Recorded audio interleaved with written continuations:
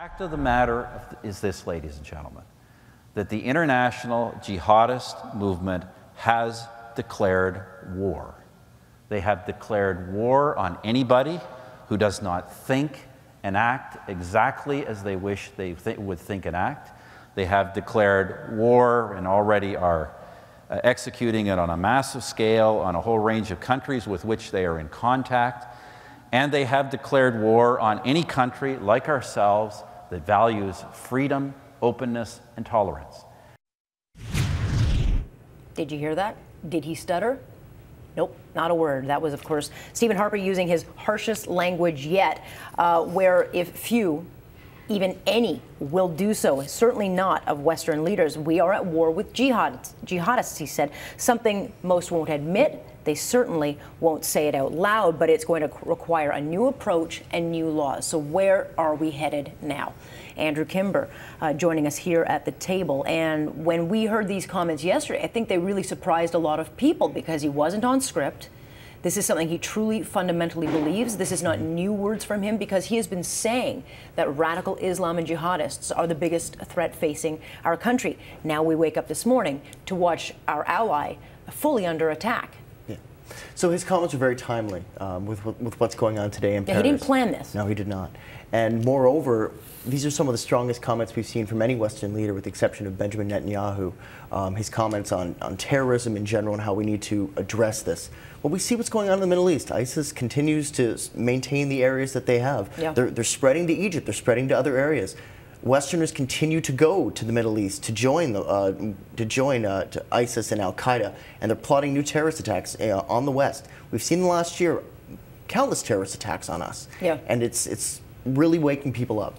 Well, you know, we expect this in Pakistan, we expect this in Israel, we expect this in the Middle East. I don't think, you know, it doesn't even bother people anymore. That's how often we hear of it. But when it happens in Australia, when it happens in Canada, when it happens to France, people start to realize this is a game changer. I mean, people now pay attention. The number of Canadians that traveled to Paris, France last year, the number of those people who are waking up today saying, I can't believe that there are 2 hostage situations going on in Paris. There was a shooting the other day where 12 people were killed.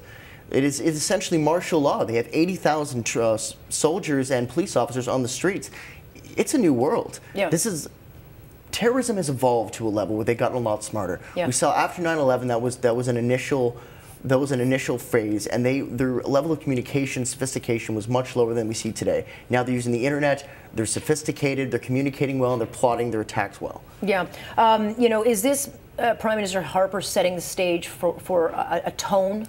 For what we can expect with the election? Like, he has solidified himself. He is getting noticed around the world.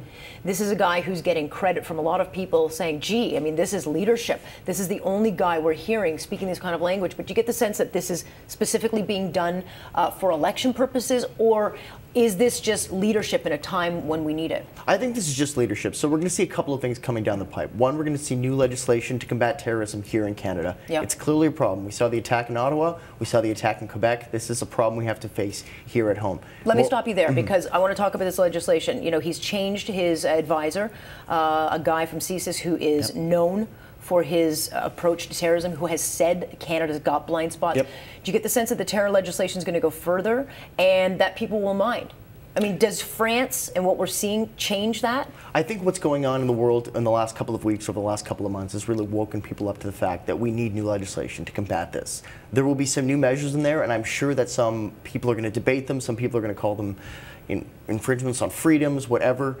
But these things have to be done to combat this. No one wants to live in a police state. I don't want to live in a police state. I don't want to give up my freedoms, but I also don't want to get shot in the head by a guy who wants to meet virgins. I get the sense that Canadians, Westerners in general, are going to have to give to get protection. Is that the way we're going? Is that just how we have to start thinking? I don't think it's necessarily a give. I think it's enabling our police forces and our military and our intelligence people, give them the capacity to monitor. So in other words, if you're on Facebook and you're spreading propaganda around, you shouldn't be able to do that freely. You should expect that you're going to get on the terror radar. Exactly. If somebody is out there spewing this type of garbage, saying that they're going to inflict an attack on Canada, if they're conspiring with other known people who who are either terrorists or have plotted terrorist attacks or something like that. We need to monitor these people. It's just, it's the new modern era, and it's something that has to be done. You know, a lot of people will say that this is just Harper's way of setting himself up to be able to say that we are going to extend our combat mission. You know, we're doing airstrikes in Iraq.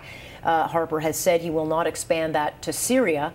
But do you get the sense that we're going to, that we just will be expanding this thing, and that people should say they shouldn't be surprised? So the mission needs to be expanded to some extent, but not just Canada. It needs to be the coalition. Sure.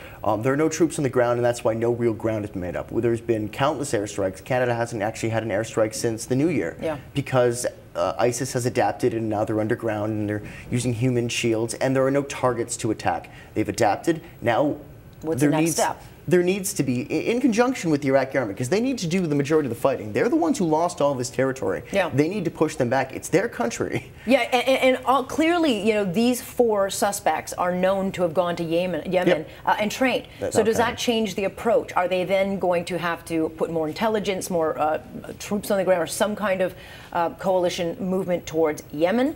Turkey, we know that Turkey, which is supposed to be an ally, is becoming a real problem with its you know, colleagues and friends that it's got over there. We've also seen growth of the Islamic State in Egypt. So this is not just a regional Even though the leader spoke out quite forcefully on New Year's and said, you know, he made a speech that's getting literally no attention, but should, because he is clearly willing to take this on. But he's only one guy. Exactly. This is a problem that is spreading.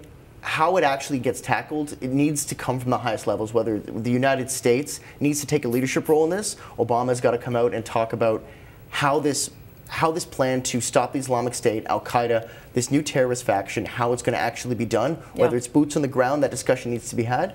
We've also seen some of the opposition parties debate whether taking away passports is a good idea or not.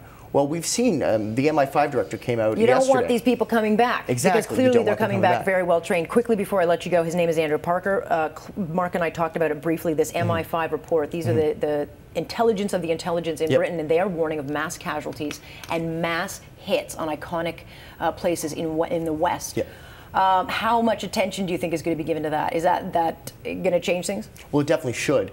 He talked about an increased level of plots. He talked about how MI5 isn't going to be able to foil all of them. He said that they foiled 3 plots that would have resulted in casualties in the last couple of months.